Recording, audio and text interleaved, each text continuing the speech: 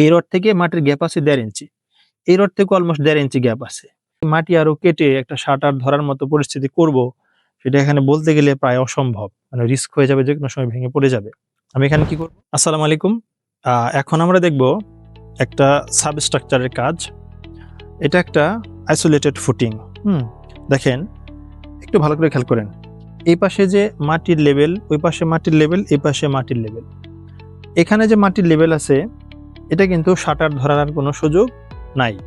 একটু উপর দিকে যদি তাকান, একটা বাউন্ডারি অরক্ষিত অবস্থায় রয়ে গেছে। তো এইখানে আমি যদি কিন্তু চাইলেই মাটি আরো কেটে একটা শাটার ধরার মতো পরিস্থিতি করব, সেটা এখানে বলতে গেলে প্রায় অসম্ভব। মানে রিস্ক হয়ে যাবে, যেকোনো সময় ভেঙে পড়ে যাবে। আমি এখানে কি করব?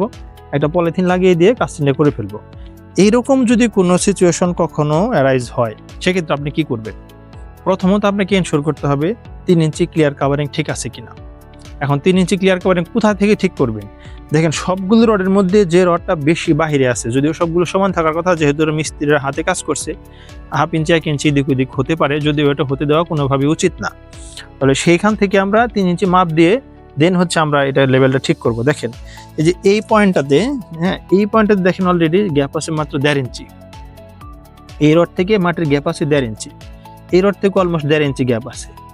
কয়েকটা জায়গায় 3 ইঞ্চি আছে, কোথাও 1.5 ইঞ্চি, কোথাও 2 ইঞ্চি, এরকম আছে। তো যেই জায়গায় 1.5 ইঞ্চি বা 2 ইঞ্চি আছে, সেটাকে কিন্তু অবশ্যই আমার 3 ইঞ্চি করতে হবে। তার আগে কিন্তু এটা কাস্টিংয়ে কোনোভাবেই যাওয়া যাবে না। তারপরে ওই পাশটা সেম অবস্থা। কারণ এই পাশটা অবশ্যই শাটার ধরে দেবো আমরা। শাটার ধরে দেন এটাকে আমরা অবশ্যই ব্যালেন্স করে দেবো। আর এইরকম রডের উপরে হাঁটা খুব রিস্কি। যদি কেউ কখনো হাঁটেন বা আসেন, খুব সাবধানে হাঁটবেন। দেখেন, এদিকে আসেন একটু। এই যে আরেকটা বেজ এখানে রাখা হয়েছে, দেখেন এই বেজের মধ্যে দেখেন সেম অবস্থা।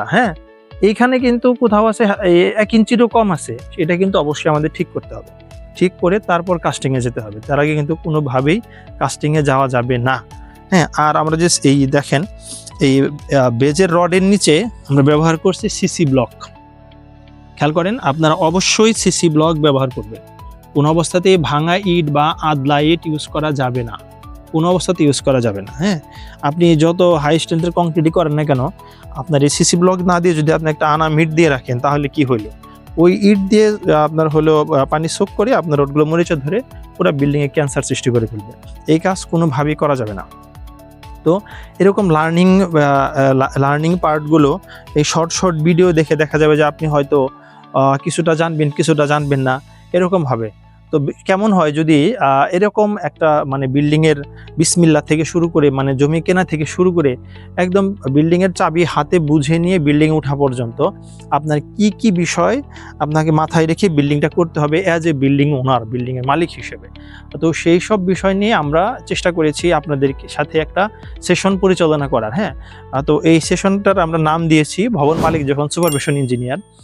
তো এই সেশনটাতে আমি আপনাদেরকে ইনভাইট করতেছি, আপনারা সবাই লগ ইন করুন। লগ ইন করে আমরা একসাথে এই বিষয় নিয়ে আলোচনা করব, ডিসকাস করব, এবং আরও অনেক বিষয় জানার চেষ্টা করব।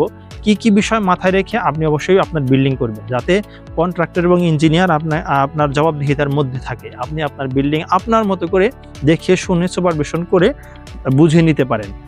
তো অবশ্যই আশা করি সবাই আপনারা এনরোল করবেন। খুবই কম খরচে আমরা অফারটা দিয়েছি। অনলাইন সেশনে বা জুম অ্যাপ বা গুগল মিটের মাধ্যমে আমরা এটা কন্ডাক্ট করব। তো আপনাদের সাথে অবশ্যই পরবর্তী দেখা হবে আমাদের সেই অনলাইন সেশনে। টিল দেন সবাই ভালো থাকবেন, আমাদের জন্য দোয়া করবেন। আসসালামু আলাইকুম।